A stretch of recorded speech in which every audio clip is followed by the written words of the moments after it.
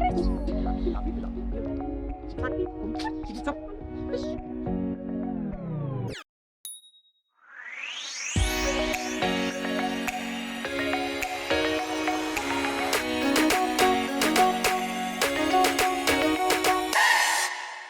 everyone, I'm Erin Pash. I'm a marriage and family therapist, a business owner, a mom, a curator of experiences, and an all-over just creative goofball who loves to do fun stuff pretty much all day long.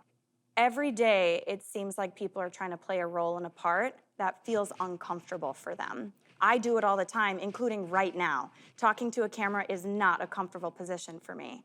And I want people to know that it's totally okay, and that sometimes the best connections you can make is when you cut all of that and you just be yourself. This show is really intended to be a break for you, a validation for you, some content for you, some information for you that hopefully at the end of the day will help you feel better being you. I'm really, really excited about this show. We're gonna have lots of different segments that will hopefully make you laugh. They might make you cry. Feelings are okay, so it's totally cool to cry. The goal is to also give you some legit information, maybe some skills that will help you in your life or with your mental health. And we're just gonna have a good time. The person who's gonna be helping me with this show is one of my all-time favorite human beings. She happens to be one of my closest friends. She's also a mental health professional. Her name is Zoe Ulch. Pop up, bruh.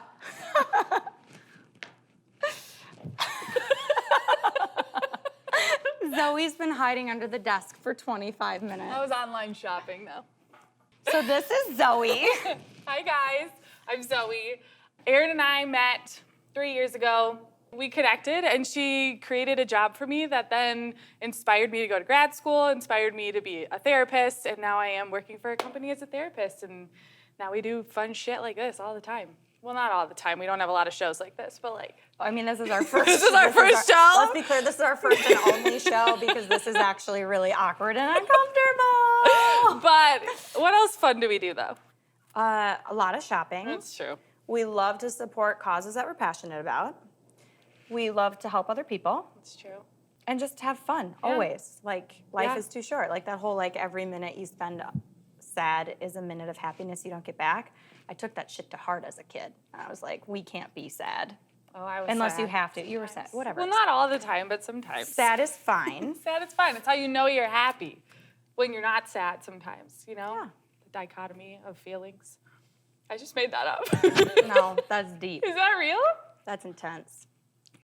All right, now we're gonna do a segment called Dear Erin. It's not a very original title, but I guess it's my name instead of somebody else's, but really it is what you think it is. People are gonna ask me questions and I'm gonna attempt at giving them some solid advice.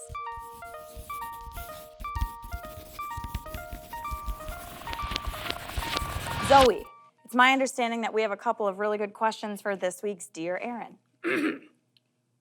So this is from Josephine. Both my best friend and I got married around the same time. My friend waited for 2 years for her husband to be ready and to start trying to get pregnant, and she was ready long before that. She started trying to conceive a few months before me and has been unsuccessful. Meanwhile, I became pregnant immediately. This has caused tension in our friendship. I feel really guilty and now cannot talk to my best friend about my pregnancy. She's devastated, as it has now been several months, and I feel like I'm walking on eggshells around her.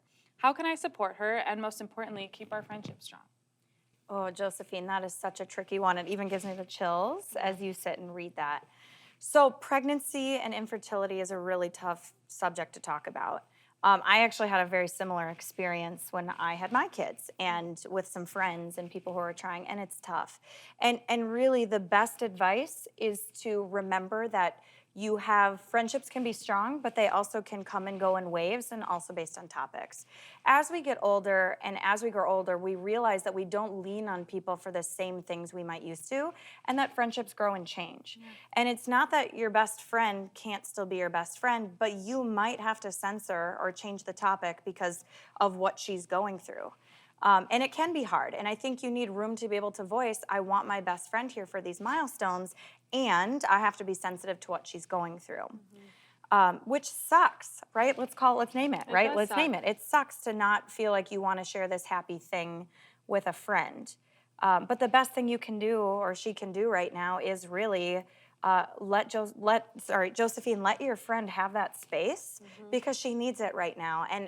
And since you are the person who is pregnant, I think it could be a growth moment or a challenge for you to find a way to support her in what she's going through, even if you might not be able to provide exact empathy, but some sympathy for her, and really do everything you can around here to try not to flaunt your pregnancy and all those things, because it really is tough. And then let's just hope that she's able to work through her issues, and when she's pregnant, you guys can align back on that, like a lot of people can, right? Like, it's so funny to me, actually, because for all the oops babies in the world and how much they teach you in sex education of like, if you have sex once, you're gonna get pregnant and die or whatever it is, right? Like, it's actually hard. A lot of people don't know that. I know you don't have kids and you're not trying to have kids, but it's not easy. Like, when you actually decide, your body is under a lot of pressure and stress, and that can change the way things go. You have to do like fertility monitors. You have to like take your temperature. You sometimes have to go on medications. So I think also just normalizing that getting pregnant is not easy, and a lot of people struggle with it. And it's okay. It's an okay thing to talk about. And you can talk about it with your friend as long as she's comfortable with it too. And I think one thing you taught me, actually, when I think about it, is this whole concept of tear and repair in friendships and relationships. We are so afraid of conflict and of things not working in a relationship that we avoid it, but sometimes things need to tear so we have the ability to repair it and grow stronger. And in my own life, I've seen relationships I have become so much better because I'm willing to have those hard conversations or give people space, and then they come back and it's even better. So you've definitely taught me that is an integral part of relationships that I don't think people think is normal or natural. It's looked down upon to have a conflict with a friend. Yeah, I agree. I totally agree. I'm glad you brought that up, because I forget about it sometimes, that like the tear is necessary for relationships to last over time. Right? Because otherwise, like, there's this old, I think it was taken out of the Japanese culture, but they kind of talked about this idea that when a vase breaks, right, it might not look the same way it did before, but you can build it back together stronger, right? Like, sometimes the bonds of the clay are weaker than the bonds of the glue that can bring it closer together. And it might not look like it did before, but it's ultimately stronger. And I really do feel like the friendships and relationships that last a lifetime are the ones that don't look the same as they did when they started. They have broken and they have rebuilt stronger and stronger every single time. And so tear and repair is essential to friendships, all relationships, and it's super important. And this might be a moment for Josephine and her friend where they have a little bit of tear and room for repair, hopefully. But it does also matter in that tear, it matters, right? Like, you can't just be like, F you, you suck, you're the worst, I can't believe you're not happy for me. No. You have to also be able to go at it with kindness, with intention, with collected thoughts, and make sure that you're doing in a way that allows for repair to happen. For sure. This is from Sarah. She said, my fiance and I have our wedding coming up, and our families have drastically different views regarding COVID, vaccinations, and masks. This has caused a lot of stress and anxiety as my fiance sides with his family, who is not COVID cautious. I feel like this is taking away all of the joy from our upcoming wedding. How can I approach this with my fiance and his family without creating additional friction? That's a really good question. What do you think, Zoe? I mean, I think this has been throughout this entire pandemic, is that people are going to handle the pandemic differently. People have different comfort levels. They have different views on it. And to some degree, you can't tell people they're wrong about how they feel about things. And you can also, I think this ties into boundaries again as well. You can set a boundary that you don't want to have people there without masks. And if that means people don't come, then unfortunately we're in that time right now. It's kind of this harsh reality I think we all don't want to face too, you know? I agree, and I think COVID is particularly challenging because it's unprecedented, at least in this lifetime, right? What a word. It's not relevant, like it's so hard to adjust to. Yeah. I was noticing the other day, now that I'm vaccinated, like I just immediately went back to normal life, like whether it was not wearing a mask, like I went into a store and I almost forgot to put my mask on because I was like, this is how we do it. So it's also hard because we have this context for knowing how it's supposed to be done outside of COVID. Yeah. Here's the deal. At the end of the day, marriages are on a foundation that people can learn how to agree to disagree. Being that this is a wedding, right, where two people are coming together and creating a relationship together, it's super important that Sarah and her fiance figure out what they want together. That's a good point. Families will always bring noise. They will tell you how to raise your kids. They will tell you what job you should have. They should tell you what house to buy and where you should live. They're always going to have opinions. And the beauty of being a couple is that the two of them get to decide. And I really, really think that Sarah, you and your fiance really need to sit down and just talk with each other and say, hey, where's our middle? Where's our compromise? So that you can be solid and grounded and then distribute that information to family. And what comes with that could be that some people might not come. People might get mad at you. That's family dynamics, right? You can't make everybody happy. But you have to go into this marriage and to this time of your life. Once you establish what those boundaries are in your relationship, you will start to enjoy it again because people will know what to expect, right? That's true. And I think it also, not to at all minimize COVID, but wedding planning is hard in general. People disagree on stuff. This is a very big added layer to it, but like, I know people who don't agree on real or fake flowers, and it causes a family feud that they don't talk for 3 weeks. Always real flowers. What? Sorry. I've not gotten married yet. Always real flowers. Zoe, we will be doing real flowers. Okay. Mental note. But yeah, I just think that's also the nature of what you're doing right now, too, and accepting that it's probably not going to be easy. That doesn't make it any easier to feel about it, but just knowing the whole situation's uncomfortable. Yeah, leaning into the discomfort. Oh, what a line we say as We therapists. lean in. Say it all the It time. reminds me of that lean with it, rock with it, lean. You know that song? Or lean back. I guess Lean that would back. not be leaning in, though. No, that's the exact opposite. It's the exact lean opposite. in, don't listen to us. Lean in, enjoy this time with your fiance, find your Yes. boundaries, and you should be Gucci. Well, that's all the questions we have for today. Awesome. Yeah. Well, that about wraps up Dear Erin for today. Send in your questions. You can email them to the email at the bottom of the screen. Right? Okay.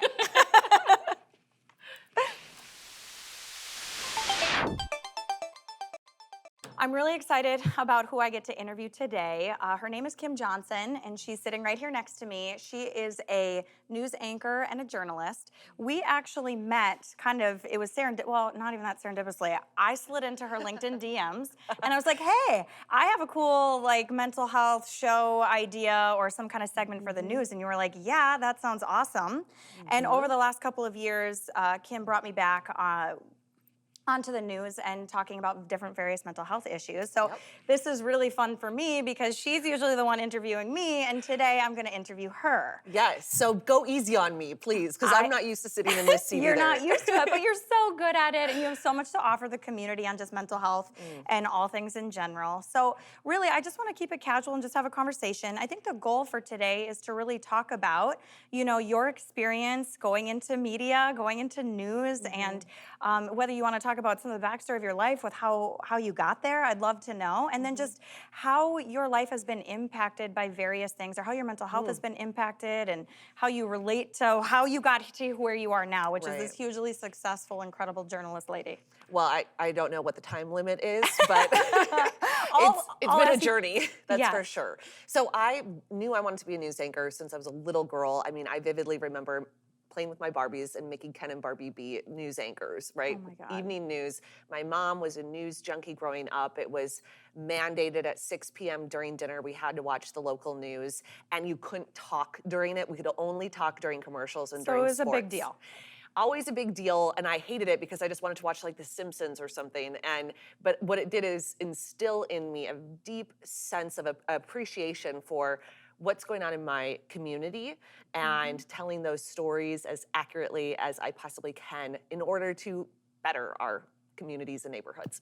So that's kind of where my passion came from. I did the very typical route of going to school, getting a journalism degree, and working my way in small markets all across the country. I moved into 5 different states in 5 years, all by myself. Was alone during that time. You're from Minnesota, right? I'm from Maple Grove, Minnesota. So where did you go to college? I went to U of M. Okay, so you're like a homegrown Minnesota gal. Totally. Okay, so then after college, you left Minnesota. Right. I went to Duluth. Well, I went to Duluth, Minnesota. Okay, so not quite. You almost left Minnesota. Almost. Duluth is 2.5 hours north of kind of the Twin Cities area. Yes, and it's a smaller community. That's what you do. You start out small. I made $17,000 a year. Oh my God. I don't know how I made it, but I did. Did that for 3 years off that income. But it's called paying your dues, and it weeds out the people who are not truly serious about the profession. I mean, I knew that eventually if I stuck with it, I'd be able to make better money, and sure enough, that was the case. So I lived in Duluth and Green Bay, and Iowa and Illinois and Utah, and eventually, made myself back to Minneapolis, where as a news anchor. So it has been a journey, and there was a lot of hardships with that because all those moves I made alone as a single woman. Wow. I sacrificed everything. Like relationships. Relationships, marriage, children, which I'm not married, I don't have kids. And I mean, but that's I tell huge, like, women this, that like, if Yeah. you want to do this is a lifestyle job. Say goodbye to holidays, say goodbye to birthdays, that doesn't matter. The job is number one. And so you have to truly be ready for that. Yeah, that's not something I ever really thought about. But I've always kind of wondered. You see different news anchors and journalists move across the country. I mean, I remember on WCCO, I used to see Jamie Yuccas, and now I see her on CBS. And I'm like, you were here, and then all of a sudden you're there, and it's like you don't say no to a national news gig, right? Like if you get called to do it, do it. You make a decision because a Right? national news gig is even more putting your lifestyle aside. And Jamie's Right. one of my really good friends. she? You need to have her on here. She is huge into mental health. Oh my God, I would love she that. she is my mentor when it comes to mental health. Oh my gosh, She that's really awesome. is. And I can go into that more with you, but she would love, and she's here in Minnesota all the time because cool. she's kind of like anytime there's news in Minnesota, which I don't know, by the way, there has been news in Minnesota. Yeah. She gets There's sent been here. a lot of There's news been in a lot of Minnesota news. lately, a lot of national coverage. Yes, and it's not going to go away, I don't think, anytime soon. And so anyway, so she made the decision. And by the way, she's also single and no kids. Okay. So that's very common for female journalists, especially broadcast, is you're going to be single and no kids. Like, got to make that decision. It's a blessing if it were to come your way, but it's just, there's so much sacrifice that comes. But so she made that decision. Now, if I were to be offered a national job now, would I take it? I don't think so, because I think I've decided, I've determined that I've accomplished my goals, and I'm good with it. Like, I don't need to go any higher. Interesting. I'm so at peace and content with my Well, career. and you bought a home in Minnesota. Like you're from here. You've got family here. I know you've got nieces and nephews, Yep, right? Like, yep. I mean, I've been able to learn, a little bit about that, and I've always wondered, right? Like, I think what I'm hearing you say is that you really have to make a huge sacrifice, and that has to be a huge weight to have to make that decision. Like, how does the news industry, the journalism industry, support people to make that type of decision? Or how do people cope with it? Do people talk about it, like in the newsroom? They do talk about it. I think that they lean on each other because there's a lot of transplants in each newsroom and a lot of people that are kind of in the same boat. So you make a family there. But I think that me personally, which is really all I can talk about, is it was very, very difficult. And I didn't realize how difficult it was until, honestly, like, present day, because it's very lonely. Number one, you're making all these moves by yourself, Right. and the job in itself is so stressful, and there's so much pressure. And on top of it, especially being in broadcast, you get so much hate mail. Oh Like, my you God. get so much Yeah. hate mail, and especially with social media, people just dig into you. And you know how people are online; they don't think Keyboard you're a warriors. real person. Yeah, they just say what they want and assume Right. that nobody's on the other end. And it's so hard not to internalize it. I've had to do a tremendous amount of work to not let it bother me anymore. When you But- say work, does that mean like your own, like working on journals, going to therapy, like talking to friends and family? Like when you say you're doing your work to try and like shut out that noise, right? Because really it is noise. What does that look like? Honestly, the work is time and Oh, sure. and endurance, Yes. because it doesn't happen overnight, and it doesn't happen with as much therapy as you want, or even conversation with friends and family as you want. It comes with enduring it and seeing the proof that I'm still here. That I've endured years of hate mail. I mean, people can be very mean, especially with women. Oh yeah. But I've endured years, and then it's like, oh, I'm still standing. I'm still here. So it's like you develop this, it doesn't matter. And then at the same time, you start to realize that those people are hurting too. Yeah.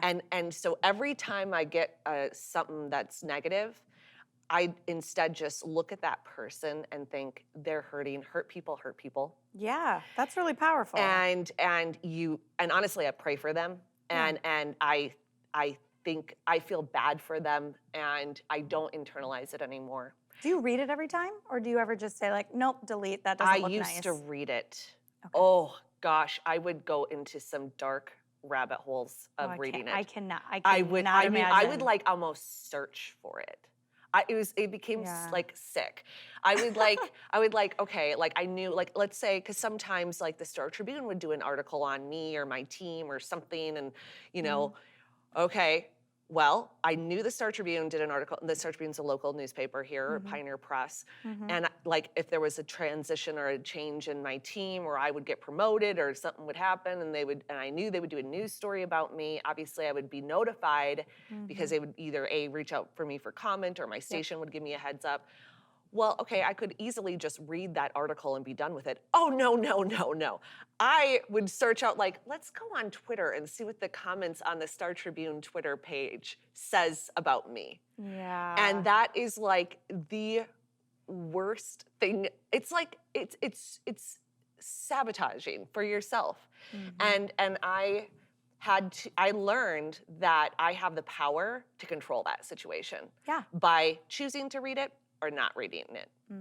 And some days I would read it, but I would read it knowing full well that I'm not going to let it impact me. I'm reading it with a lens and a filter for information, and I'm going to decide what to do with that information, how I want it to impact me, or how I want to feel about myself after reading it, Totally. and how I don't want to feel about myself after reading it. Like, you learn to You really get the power back, right? do. You take the power back. Like, Yes. you can say whatever mean stuff you want to say about me, and at the end of the day, I still have the power. I still have the job. I'm still the one in front of the camera.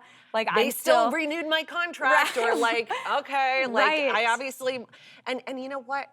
One thing that really helped me is I had a terrific boss who hired me at my previous job, and he told me, because before I even started at the station here in Minneapolis, there was a negative column in the Star Tribune about me before I even moved to Minnesota.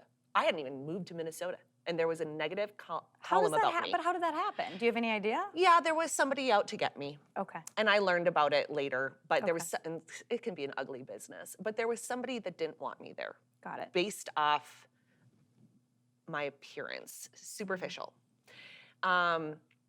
And it's a superficial industry. So that's fine, but it's like one thing you gotta have a thick skin for. But anyway, and so they had leaked information based off one of my social media posts that they thought was inappropriate. I was in a charity, it was a domestic violence charity.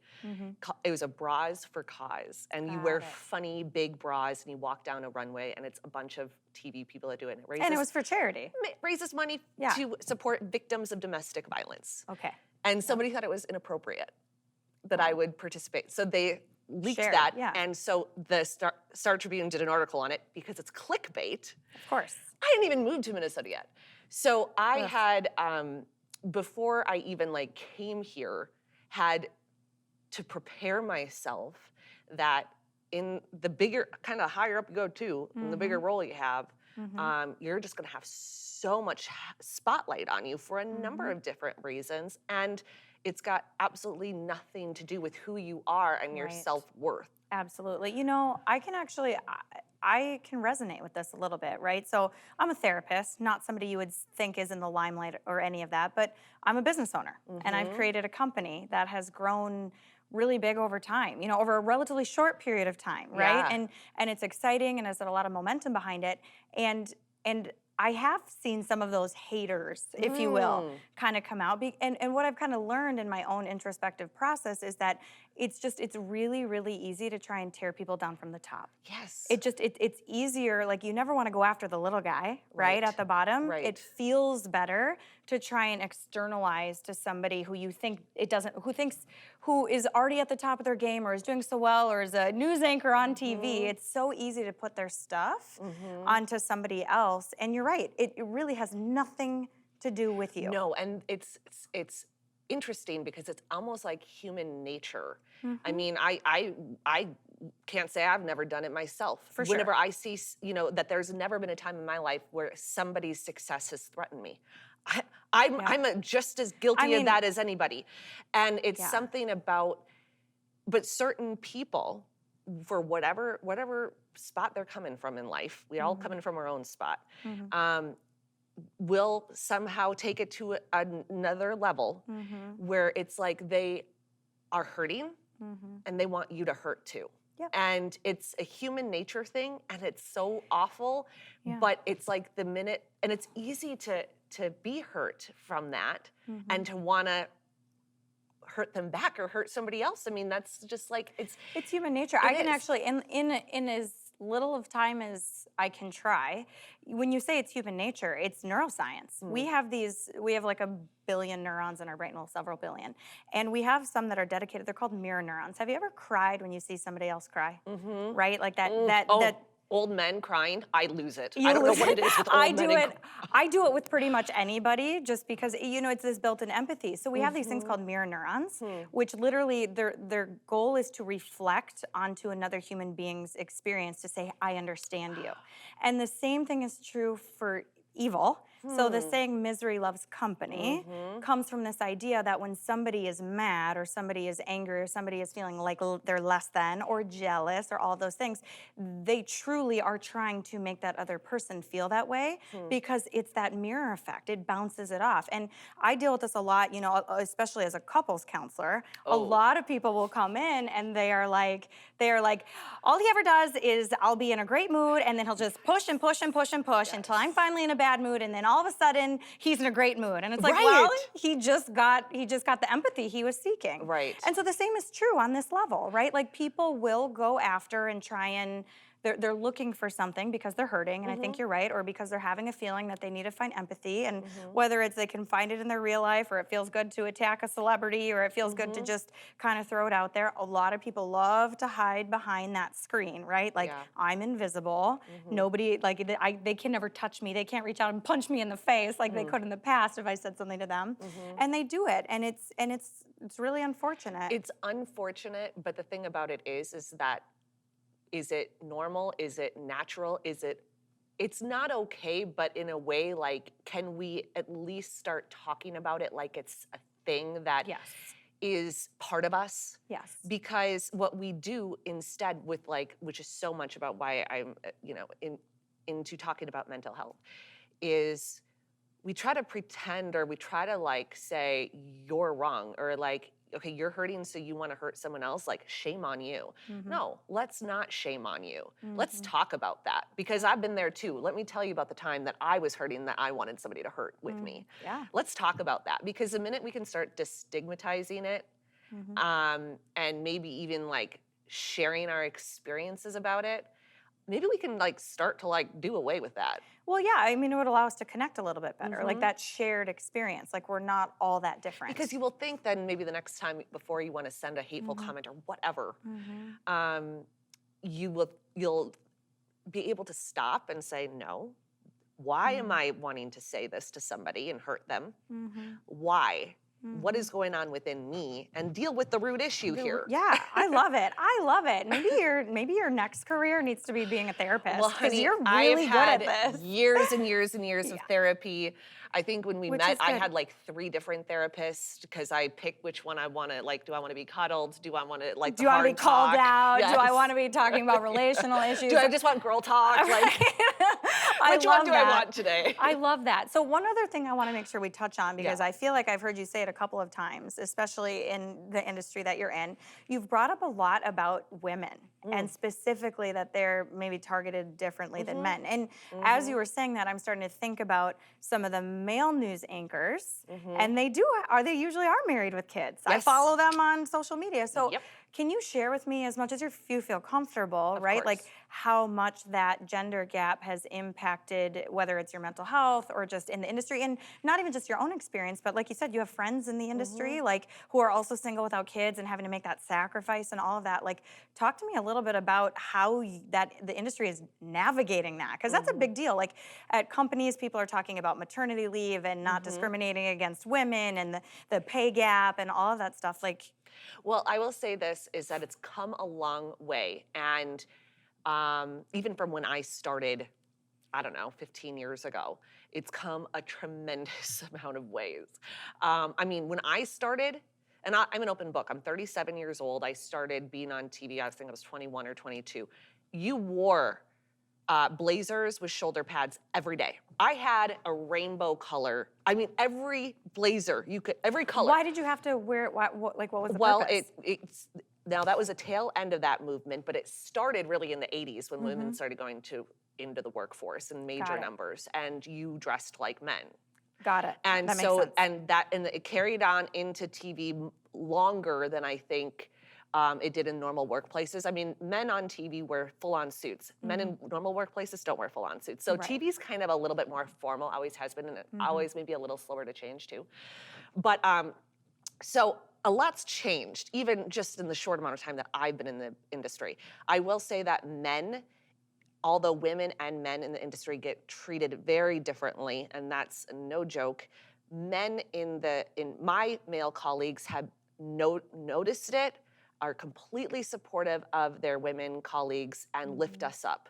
I mean, they see the mean emails. Well, I mean, it's discrimination, right? Like and they see lift the us difference. up. So Yeah. so the men in the industry are awesome. But I think that the difference is that I don't know why. I don't know why women get picked on more, but they do. There was one experiment a couple of years ago. A male news anchor in Australia wore the same suit every day for a year on TV. The same suit. Didn't get one email about it. Wow. The same suit. I mean, on an average day, a female news anchor can get 5 to 10 with social media comments, emails, you name it, about appearance, about the way you laugh, about the way you sit. I had a Twitter account that was started just to mock me. That was called Kim Johnson's Baby Bump. Oh my God. I've never been pregnant in my life, but they thought I was, or they just thought I looked like I was. That's crazy. And would tweet me on air. And I would have to keep my composure and be like, well, I guess I gotta suck it in a little bit more. Yeah. I'm like, do you see? Like, there are no words. I have zero words. Like, what I the have a actual lot of- fuck? I'm sorry. I had to go there. Like, what? Kim Johnson's Baby Bump was the Twitter handle. Stop. And it My heart is tweeted racing me. when I hear that. Like my whole body. I muted it. I'm which having a visceral reaction to that because it's so Thank wrong. you for validating me. Yeah, no, like I'm really upset. I feel like I want to break something. Thank you for validating me. It was really, I mean, my and that is God. just, it's par for the course. I mean, I have so many stories like that. It's ridiculous. And so like whenever you're living alone, you're sacrificing, Yeah. right? Family support, you're living alone. So much pressure, very competitive industry. And always struggling with these questions, am I good enough? Yeah. Is this gonna be my last job and then I'm gonna finally be kicked out of it? Because you're always like, when am I gonna be fired? Like, it's only because you're so, it beats at your confidence. Yeah. And you start to believe it and internalize a lot of the things people say. But, and so it can wear you down. And that's where I think that I would love to see more support for mental health in the industry. Do companies that you work for, do they provide any of that? Like a lot of other companies will have employee assistance programs where they really encourage people to get that support. Do you feel like in the media industry that you can reach out for that support? I don't think so. I don't think that that's a thing, and the reason why it's got more to do with culture than anything, because it's such a competitive industry that people can't show weakness. You can't show weakness, and also for every job opening, they get like 300 some resumes of qualified candidates. I mean, people are willing to take your job and do it for free if they could. Right. So it's hard just be on TV. Yeah, or it's because it's like the glamour of it. Yeah. Which is a total myth. But right. I mean, when I was on the news with you, I was up at like 3 o'clock in the morning. I'm like, what is this business? I am out. I am so out. Right. And I think you had told me, you're like, yeah, I go to bed at like 8 p.m. and I wake up at 2 and I'm like, oh my, like that on it. just totally cancels your life. You know what I Yeah. mean? It's a lifestyle job. Yeah, it's just that's Yeah. crazy. So one other thing that I think people are interested to know about, because I'm interested to know about, right? Like And I'm an open book. You know right, that. I know, and I love that. When you're one of the things Zoe and I talked about, we do this segment called Millennial, where it's millennials and zennials, and we talk about Gen I don't Zers, and even we know talk what a about zennial is. a Gen Zer. That's Oh, what they okay. call them. So Oh, really? younger than a millennial. Okay. Yep. And so we were talking a little bit about how people get their news. Okay. And I Yeah. say I watch the news almost every morning. I watch the local news, then the national news, then I go off to work. Right. Yeah. Sometimes I watch it in the evenings. That's what my parents did, and I still enjoy it. I still have a cable box, right? Which a lot of Gen Zers don't even have. They just Right. have the different apps. Yeah. And one of the things that I've always been a little bit thrown off as a relational expert, right? You develop a relationship with these people you're watching on TV, and then all of a sudden one day they'll be gone. And I think it leaves, I know a lot of viewers and people who subscribe to certain TV shows and or news channels and all that, they're curious about how is that? Like you said, there's 300 applicants for every job opening or more. Like in this industry, how do they handle, like how do they make decisions about like you get to be there or you don't? Or like is it a ratings thing? Is it a personal preference thing? Is it an optics thing? And why don't they say more? Like for the viewers who are grieving the loss of this person that they've become really connected to. That is a very common question that I have received my entire career. So you are not the only one that everyone is like, why can't there be a goodbye or why can't they say more? Right. Like the industry spends so much time making the viewer and the audience feel connected to this person. Right. But I don't know, like this is going to be a non-sexy answer, but I don't know if you know much about like corporate America. And I know more than I care to know. It's all goes back to the legal department, right? Yeah. They can't do if somebody's contract is up and they go their own way, they can't have them in the building one more day than for like legal purposes. Right. It's really not exciting of an answer, but it has to do with basically that and people do have short memories and people do move on. And they know over time the audience moves on and they, although they wish they had more information, most of the time loyalty to a certain news channel doesn't change based off people. And maybe in the past. I feel like that's changing a little bit. I think younger generations are more attached to people than they are networks or that stuff, because I have changed news channels when I feel like people I care about, or even just things in general, like businesses, alliance to businesses, or going there if I feel like they haven't treated people well, or it felt like they just kind of cut off the personal connection. I think when people talk about younger generations being too soft, and yes, there's definitely flaws with younger generations for sure, like with every, but I think it's that need, right? Like they grew up in this technology space where there was so much distance, or sometimes the only relationships people are getting are through screens, right? I know. And so you cut those off and it feels like a real relationship. So I think maybe loyalty is coming back in a different way. And you're right, it's not a sexy answer. I also happen to know that if they wanted to, these legal teams could create some sort of space to say goodbye. It's something that has really always bothered me. Like I can think back to when I was watching the news as a kid, right? And then the news anchors leaving, or certain people where you're like, where did they go? Yeah. And then it's also when people get married or have kids, like they're willing to share that content. So if I'm curious about it, I'm guessing other people are curious about it. It sounds like you've gotten a lot of questions about it, and I do. I'm with you. I think the relationships matter. I think that they're really important. And well, can I just say something on from my perspective, which I have a very close connection to this sort of thing. Yeah. I was laid off. It'll be a year at the end of May. I was laid off. Okay. And so when they called me to let me know that I was no longer an employee, and this was a nationwide CBS layoff, so it wasn't So it was like personal. parent company. It was a parent company. They'd had a major merger. My contract was up. I was low-hanging fruit, easy layoff. It wasn't personal, although it was. It's always it was. right. It's always personal. it was one of the most difficult things was not being able to say goodbye to my viewers and not being able to talk to them. And that gives me the literal chills. yeah, because it I was feel that. so difficult. It was so difficult, and also very difficult to not say goodbye to my coworkers. It just doesn't feel. It's And just not right. it's not right. And honestly, this is something that I've talked a lot about over the last year. And I like how you said if they really wanted to, the legal teams, they could make a way. Honestly, this is my first experience ever with a layoff. I've talked to a lot of people who have been laid off at some point in their career and their experience about it. And it is insanely traumatizing. Yeah. Insanely traumatizing, and nobody can prepare you for it until you go through it yourself.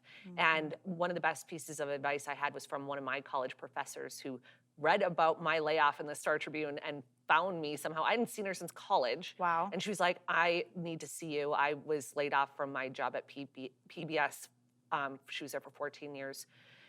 And I met with her, and she said, just so you know, you are going to have nightmares for a full year. And just her bracing me for that was so helpful, because I still have nightmares about my layoff, about me going back to work, or seeing if they could hire me back in some way, or like begging to come back, or them letting me come back in a certain passion or a capacity. But like, you do have nightmares. It is a job, but it's so much more than that. It is. It's an identity. It's your vocation. It's your vocation. It's your, you link your self-worth to your job. And when it gets ripped away from you and you're left with nothing but your thoughts and a lot of time, a lot of free time, and a lot of people coming up and like, you know, saying these awesome, wonderful, supportive, loving things. But it's a big, big deal. And I've met with a lot of people over the last year about what that means to be laid off in a corporate setting. And basically everybody, even people whose job it is to lay people off, have the same agreement. Why can't it be more humane? Why can't it? We're all human beings. We're all in. The department is human resources. They're the ones.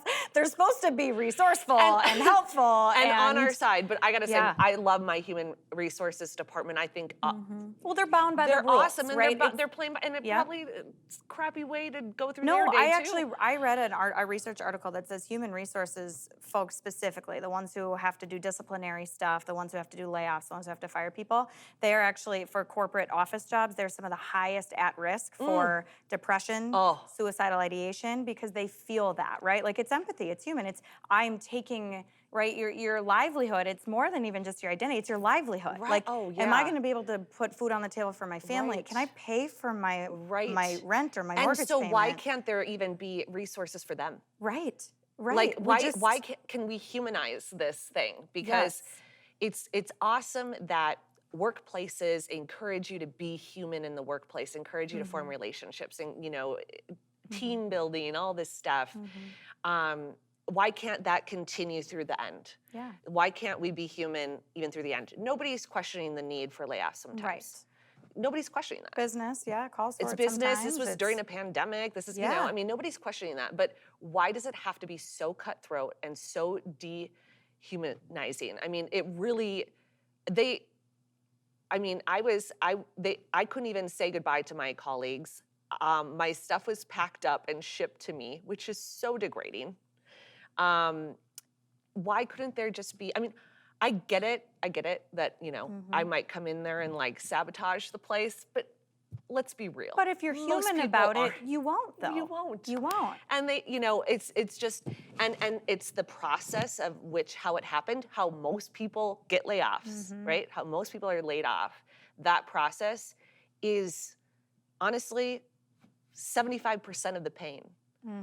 It's 75% of it, because it's like, it makes you feel like you did something wrong. Yeah, when really it's all them. When it's just business. It's just business, yeah. numbers. So how did you, You know? how did this last year? Yeah. Right, and thank you for sharing that. I know that that's hard to share. Honey, I'll and talk about anything. I know, and I do love that so much about you. It's fantastic. This is, well, can I just say why, though? Is because social media, and me being an on-air person, I just feel like there's social media, how long has it been around? It seems like forever now.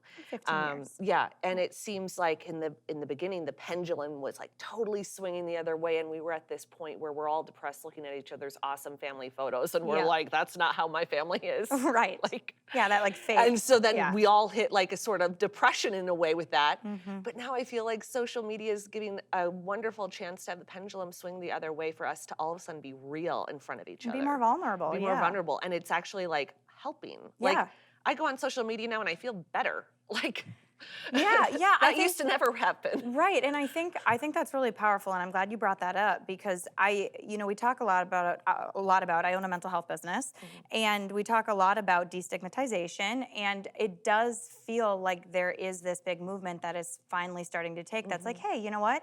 You don't need to lean away from crappy feelings. You can actually talk about them, and a million other people will be like, I know exactly what that feels like. It goes back to that mirror neurons thing. Like people want nothing more than to be validated. They want empathy. What makes human beings unique is we care more about connecting with each other than we even do about our own survival, right? And so it's a pretty compelling thing. It's really important to us, and I do feel like social media can be a platform for that. Yeah. Before we wrap up, I also just want to know, so you said this last year was really tough for you. Yeah. You just described symptoms of literal PTSD, having nightmares, flashbacks, all this kind of stuff. Oh, triggers. Yeah. How did you? I'd love for people to know, like, when they're experiencing something that's like, Yeah. how have you coped with it? What have you done that honey. has helped you? I even just got a trigger now because Oh, I think no, no, I'm it's sorry. good. It's good because I just think back of the last year and man, it was a tough year. We all had a tough year. It's been a really hard year. Yes, very hard year. I will tell you this is so just a little nutshell, and I don't want to woe is me, but I think it's important this just to set up the context. And hopefully anybody watching maybe could feel a little hope, okay? Well, we hope. that would be awesome.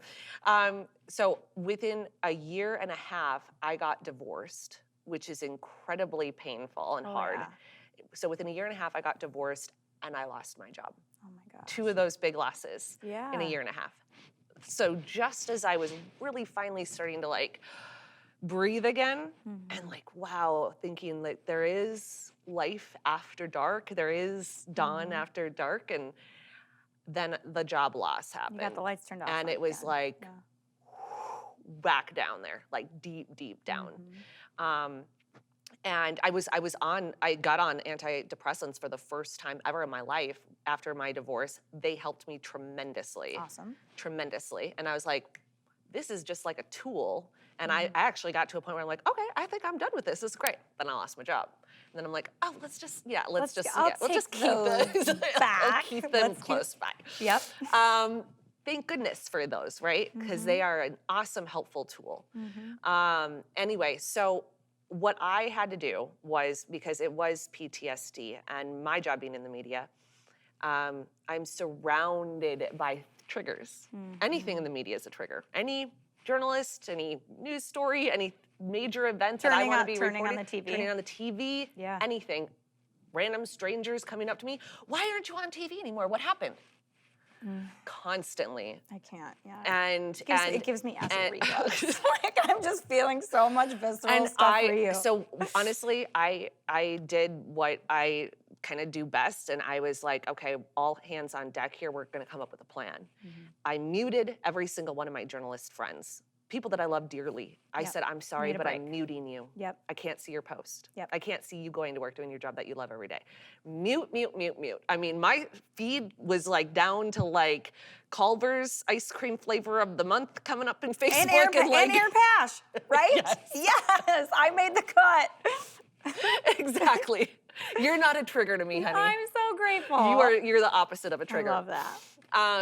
And so I did that kind of a thing. I stopped listening to any news, which is so unlike me. I mean, I'm a Right. news junkie. Yeah. And so I would have to excuse myself for not knowing what the heck was going on in the world because I'm taking a break. And then I had to tell myself that, Kim, you're going to get up every morning and you're going to do anything you want.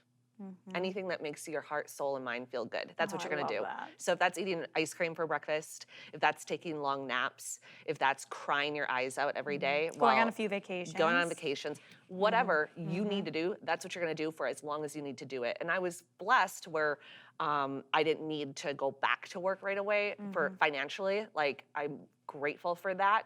So I could take that time. Yep.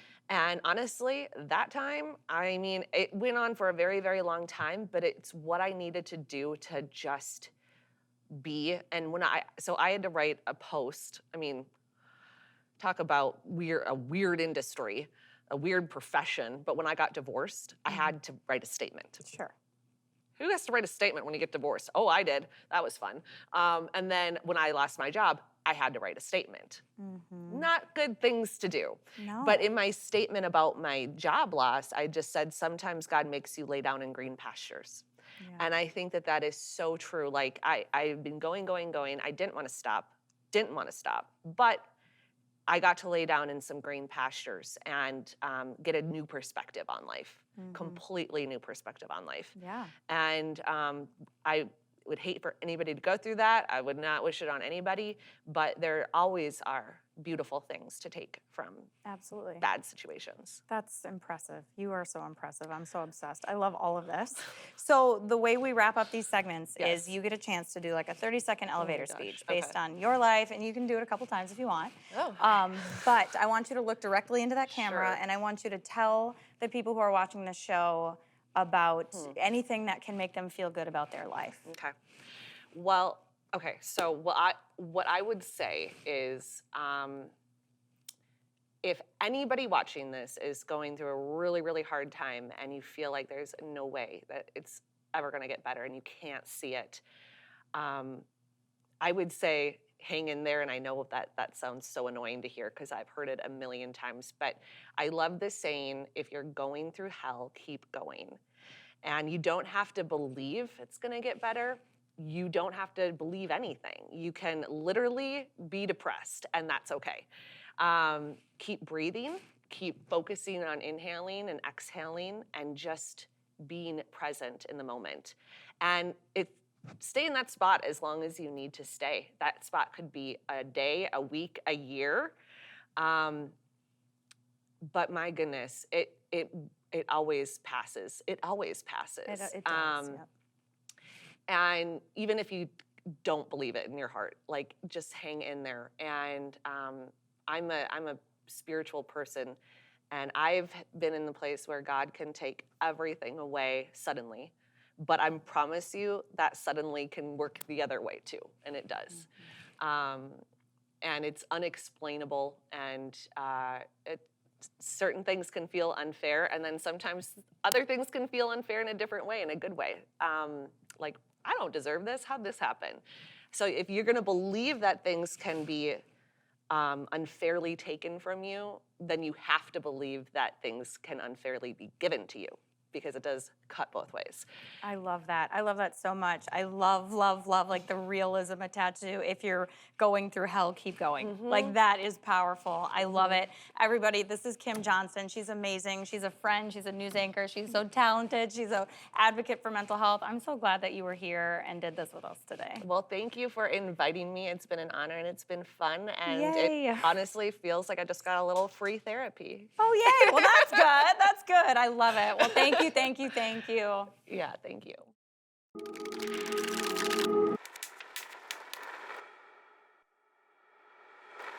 This is a part of the show we like to call Erin's Take. This is where we review a couple of products that we like or brands that we want to support. Today, we're going to talk about two things. The first thing, you might notice that I changed my outfit. I am wearing a shirt from a company called Mess in a Bottle. It's a Black woman-owned business, and they create awesome woman, feminist, inspiring things. My shirt says, "As strong as the woman next to me." And I actually did buy one for Zoe, but it's not here because we didn't plan to wear these today. But it's a great company. It supports a great cause, and I really believe that everybody should go check out their stuff. Information's at the bottom of the screen, and it's just great. And it's super comfy, too. So Mess in a Bottle, go check them out. They're a great business. Okay, the other thing that we're going to talk about today is called the Breo iDream 5. Okay, it advertises itself as a self-relaxation helmet-like device. So we're gonna put it on Zoe and we're gonna find out what she thinks about, about the Breo iDream 5. Okay, Okay. Is it bun compatible? check. You have a big head. Okay, Zoe, how does it feel before we turn it on? I think it feels good. It feels good. I think Okay, it feels so good. it touts that there's several features that both massage your face, massage your suboccipitals in the back of your neck, while also massaging the top of your head, while also playing delightful nature sounds. So let's turn it on and see. Okay. I hear it. It's warming up. There's bird noises. It's warming up. Oh, it's squeezing. Does it feel good? Yeah, I need to give it a. Give me. Ow!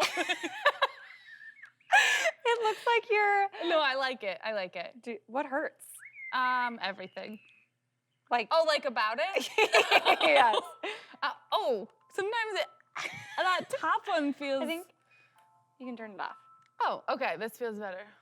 Oh, this feels great. What do I look like? Space alien.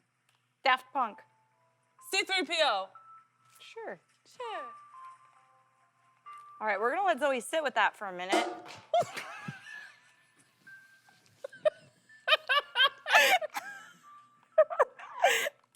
Stop, she makes me laugh like too hard. I can't do this.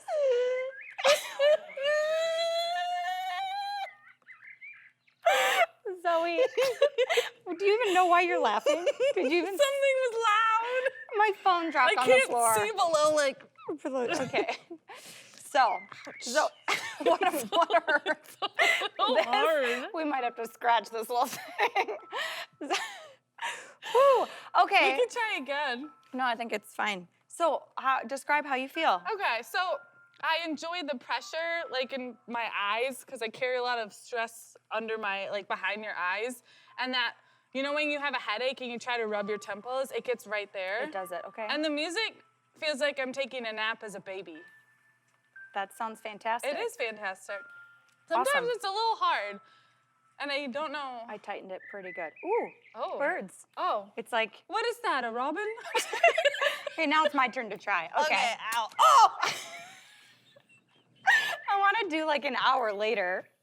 Look at her, right? Why is it supposed to be tight? Where do I look with my eyes? Oh, wow. I don't think I have it on right. Why is it going so low? Is it because my head is too small? Child head. Ow, ow, ow. This is painful.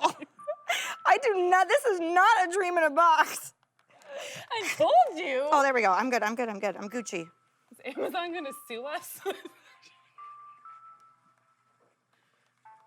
Oh, there's modes. Mode 1. Press it. Do we turn it off? I think the nature sound stopped. Do it again. Okay. What mode is this? Ooh, the head. Turn it off. Doesn't it feel like someone's taking a screwdriver a little bit? Like a lobotomy. We don't support those. No. No. Okay. Oh, that's squeezing way harder. That didn't change anything. It does feel good on your sinuses. There's 2 modes and nothing changes with them. So Oh, wow. This is pretty good. Yeah, I could. Oh, hi. Okay. I think I've seen enough What here. do Oh, you God, think? it hurts a little bit. Sometimes it squeezes too tight. what's your opinion? Okay. Well, at times I felt relaxed. At times I felt violated. At times I enjoyed the music, and at times it sounded very intense. It makes like hydraulic noises, which really makes me nervous. I think we give this, I give it a 1 star. For those people who want to be harmed in the process of relaxation. I think that's probably like a That's a thing. subcategory. It's like in that. I like the way tattoos feel, right? Like I think for people who what does this button do? We don't know. For people who kind of like to be guessing when they're relaxing, it is the perfect tool. Is it worth $400? Hell no. Oh, look at that. That's the thing that hurts. Oh. Like grinds your head like a meat grinder. So at the end of the day, yes So the to Breo, this. the Breo iDream 5 is out. Supporting Mess in a Bottle is in. And we'll have some other great products to review next time. And that's on Erin's take. No, it's Penguin Fin. She came, she put her arm on my shoulder, and she was like, So we're at that point in the show where we're gonna wrap up and just reflect a little bit. And ever since I was a small child, people said, wow, you must have a daily word limit. You talk a lot, which is true, and I always took it as a compliment. So this segment, and this closing segment, is called Daily Word Count, where we just talk about how we think it went and just the overview of all the things. How do you think today went? How was this for you? It was fun. It was different. Like I said, we do a lot of fun things like these shows, even though we've never done it before. So It was started like the feelings of the day. Filming our first episode was like super awkward and uncomfortable, then really unnatural. Then I wanted to run through the glass windows. Then I started getting in my groove a little bit when we did the Dear Erin thing. I think I'm learning, right, about myself that when I'm operating in a more therapeutic capacity, I feel more confident. Yeah. So that felt good. Yeah. It is fun to do this with you It is fun. and that natural dynamic. I think some important takeaways were, just talking about media and mental health. I learned a lot today from the interview with Kim Johnson around things in the media industry that are troubling to hear, that are promising, that are hopeful. I love that she shared her story on how she got through some really tough times, and I'm hopeful that that is inspiring to others. My favorite quote of the day was, if you're going through hell, keep going. I think that's a really powerful message to just let people know that even when it sucks, keep going. And so I'm really glad that we had her as a guest. I'm grateful to be here with you doing this, and we will talk more about other fun topics next time. gotta go.